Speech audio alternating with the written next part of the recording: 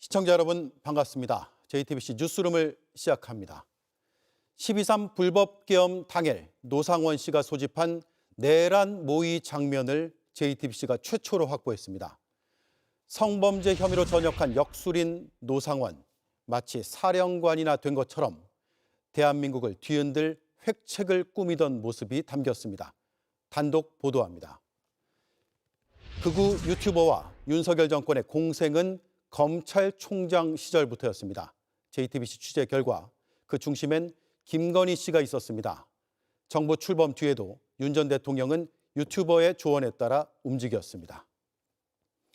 일하다 목숨을 잃는 사고, 이번엔 공기업에서 일어났습니다. 열차가 선로를 점검하던 노동자들을 덮쳐 2명이 숨지고 5명이 다쳤습니다. 네, 저희가 확보한 CCTV 화면엔 노상원 씨가 전현직 군인들을 어떻게 다뤘는지 고스란히 담겼습니다. 노 씨가 문건을 꺼내 놓자 고개를 푹 숙인 채 정신없이 받아 적었습니다. 한 현역 장성은 받아 적으려고 매장에서 급하게 볼펜을 빌리기도 했습니다. 정수아 기자의 단독 보도입니다. 전 정보사령관 노상원 씨와 그 다음에 도착한 예비역 대령 김용군 전 국방부 수사본부장이 마주 앉은 모습입니다. 노 씨가 문건을 내밀자 김 전 본부장은 고개를 푹 숙인 채 작은 종이에 부지런히 받아 적습니다. 김 전 본부장은 노 씨가 여론조작 과정을 설명하는데 이해가 안 돼서 하나씩 받아 적었다고 경찰에 진술했습니다. 그 뒤에 도착한 준장인 9.3회 당시 육군 기갑여단장은 롯데리아 매장 직원을 찾아갔습니다. 구 준장은 당시 상황에 대해 휴가 중이라 안경과 볼펜도 없이 나와서 롯데리아 직원에게 펜을 빌렸다고 진술했습니다.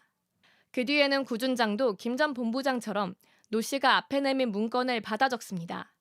이렇게 예비역 대령과 현역 장성은 한동안 민간인에 불과한 노 씨의 비상계엄 계획을 메모하느라 바빴습니다. 구 준장은 노 씨가 가지고 온 문건을 경찰 조사 때 묘사하기도 했습니다. 당시 꼼꼼하게 문건을 살핀 듯 문건의 형식과 함께 글자의 굵기까지 기억해냈습니다. 마지막으로 합류한 준장인 방정환 전 국방부 전시작전권 전환 TF장은 그날 노 씨의 커피 심부름까지 했습니다. 방 준장은 노 씨가 커피를 마시고 싶다고 해서 커피 4잔을 사왔고 신용카드로 결제했다고 진술했습니다. 노 씨는 방 준장에게 엄지를 들어 보였습니다. 롯데리아에 들어오면서 CCTV부터 살핀 노 씨는 비상계엄이 실패로 돌아가자 내란 모의를 은폐하려 했습니다. 구 준장은 노 씨가 CCTV 작업하면 나올 수 있으니 진급 얘기 나눈 것으로 해주라고 말했다고 경찰에 진술했습니다. 김 전 본부장도 노 씨와 진급 얘기를 나눴다고 진술했다가 경찰이 롯데리아 CCTV를 제시하자 당시 상황을 털어놨습니다. JTBC 정수아입니다. 네, 이처럼 불법계엄의 그날 노 씨와 전현직 군인들이 롯데리아에서 머리를 맞댔습니다. 그로부터 6시간 뒤 대통령은 계엄을 선포했고 군은 선관위에 투입됐습니다. 대한민국을 뒤흔들 모략을 짜던 이들의 마지막 모습입니다. 이어서 김혜리 기자가 단독 보도합니다. 지난해 12월 3일 오후 민간인이던 전직 정보사령관 노상원 씨는 경기도 안산의 롯데리아로 전현직 군인들을 불러 모았습니다. 비상계엄이 선포되기 불과 몇 시간 전이었습니다. 오후 2시 40분쯤 가장 먼저 모자를 쓴 노 씨가 롯데리아로 들어옵니다. CCTV를 확인하려는 듯 주위를 살핍니다. 자리에 앉은 노 씨의 양손에는 휴대전화기가 각각 들려 있습니다. 이 가운데 한 대는 김용현 전 국방부 장관으로부터 받은 비화폰으로 추정됩니다. 9분 뒤에는 예비역 대령이던 김용군 전 국방부 수사본부장이 도착해 자리에 앉습니다. 이어서 준장인 9.3회 당시 육군 기갑여단장과 역시 준장인 방정환 당시 국방부 전시작전권 전환 TF장이 도착하면서 오후 3시 8분쯤 4명이 모두 모였습니다. 이들은 좁은 테이블에 머리를 맞대고 내란을 모의한 것으로 조사됐습니다. 평일 오후인 만큼 매장은 비교적 한산했습니다. 참석자들은 경찰 조사에서 당시 상황을 진술했습니다. 노 씨는 민주당이 감사원장, 중앙지검장, 판사를 모두 탄핵하려 하는데 이게 올바른 세상이냐고 말했다고 진술했습니다.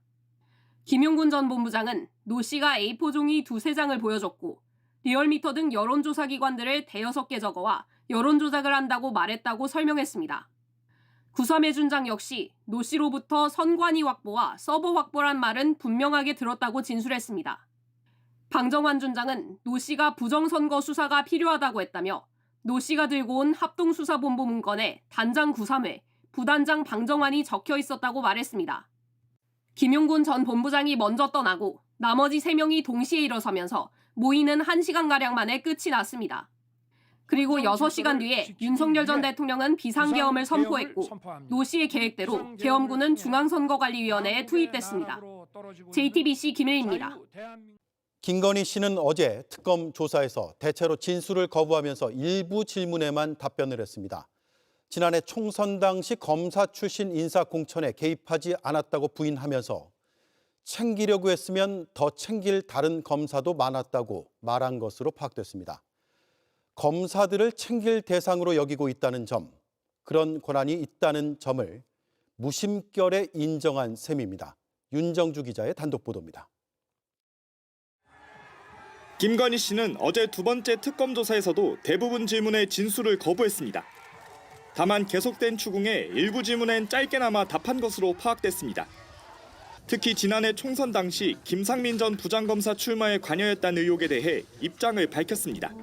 앞서 명태균 씨는 김건희 씨가 통화해서 창원 의창에서 김상민 전 검사 당선을 도우란 취지로 말했다고 주장한 바 있습니다. 예, 여러 가지 나타났죠. 근데 조국 수사 때 고생을 많이 했다.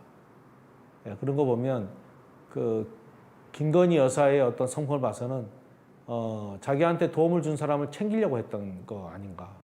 김건희 씨는 그러나 김상민 전 검사를 챙겨줄 특별한 이유가 없었다고 혐의를 부인하면서 챙기려고 했으면 더 챙길 다른 검사도 많았다는 취지로 진술한 것으로 파악됐습니다. 김상민 전 검사를 챙길 권한이 없다는 게 아니라 다른 검사들을 챙겨야 해서 김 전 검사를 챙기지 않았다는 논리로 해석될 수 있는 발언입니다.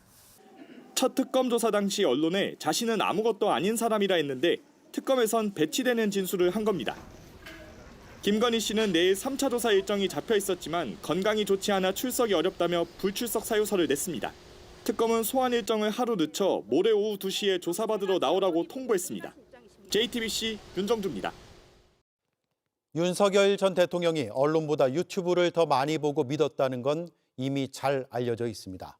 그 부부와 당시 대통령실이 극우 유튜버들과 얼마나 밀접했는지 JTBC가 극우 유튜버의 증언을 직접 들었습니다. 한마디로 정치적 공생 관계였습니다. 그 시작점엔 김건희 씨가 있었습니다. 2019년 검찰총장 부인 신분으로 극우 유튜버에게 보낸 첫 메시지도 확보했습니다. 김필중 기자의 단독 보도입니다. 2019년 9월 17일 오후 1시 49분 윤석열 당시 검찰총장의 부인 김건희 씨가 극우 성향의 정치 관련 유튜버 A씨에게 보낸 페이스북 메시지입니다. A님의 전화번호를 좀 알고 싶다며 꼭 전해드릴 이야기가 있습니다고 합니다. 전화번호도 남겼는데 복수의 여권 관계자들에게 확인한 결과 실제 김 씨가 사용한 번호가 맞습니다. 이를 계기로 두 사람이 맨 처음 대화를 나눴을 땐 김 씨는 문재인 당시 대통령과 조국 당시 법무부 장관 얘기를 꺼냈다고 합니다. 이거 맨 처음 질문은 그거예요. 문재인 대통령이 우리한테 왜 이러냐. 조국이 뭐길래 이렇게까지 나오냐. 조국 수사를 두고 검찰과 정권이 강하게 대립하던 상황이었습니다. 김 씨가 애초 수사는 문 대통령의 묵인하에 진행됐다며 억울해했다는 게 A씨 주장입니다. 이제 윤석열이 미쳐서 이렇게 돌아가는 것처럼 돼버렸지만 문재인이 맨 처음에 오더를 어느 정도 언지가 있었는데 이게 왜 이러는 거냐.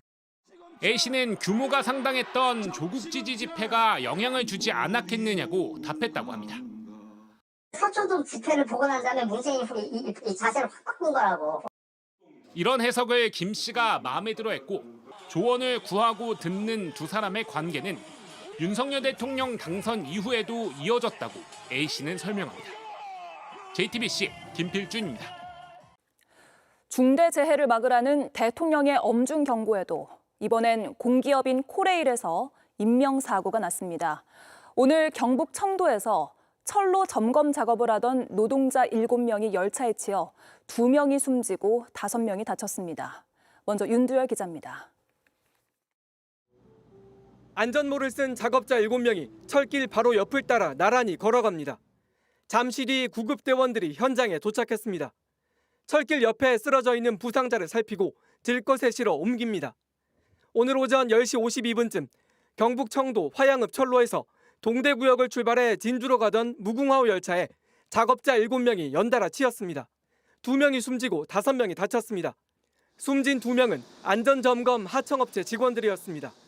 부상자 가운데 일부는 상태가 위중한 것으로 전해졌습니다. 열차엔 승객 89명이 타고 있었지만 다친 사람은 없습니다. 원래 여기 철도 작업하시는 분들이 많이 있었어요. 처음에는 사고 난 줄도 몰랐어요. 경적 소리도 못 들었고.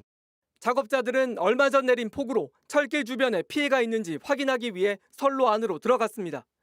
작업 장소까지 걸어서 이동했는데 선로에 들어서고 7분 만에 뒤에서 달려오던 열차에 사고를 당한 겁니다. 열차가 접근하면 경보음을 울리는 열차 접근 경보 장치가 지급됐지만 소용없었습니다. 곡선 구간이 끝나는 곳으로 시야 확보가 쉽지 않은 데다 사고 열차는 소음이 적은 전기 열차였습니다. 기차가 전기차라 가지고 소리가 별로 안 난다고 들었습니다. 그래가지고 피해자분들이 인지를 잘 하지 못했나 하는 그런 추측을 하고 있습니다. 이 때문에 열차가 접근하는 걸 알았을 땐 이미 피하기 어려웠거나 접근 자체를 아예 몰랐을 가능성이 있습니다. 부상을 당한 한 작업자도 경찰 조사에서 경보장치가 작동했지만 열차를 피하지 못했다고 말한 것으로 알려졌습니다. 고용노동부는 현장에 작업 중지 명령을 내리고 산업안전보건법과 중대재해처벌법 위반 여부에 대해 수사하고 있습니다. JTBC 윤두열입니다. JTBC 뉴스를 시청해 주셔서 고맙습니다. 저희는 저녁 6시 30분 뉴스룸에서 뵙겠습니다.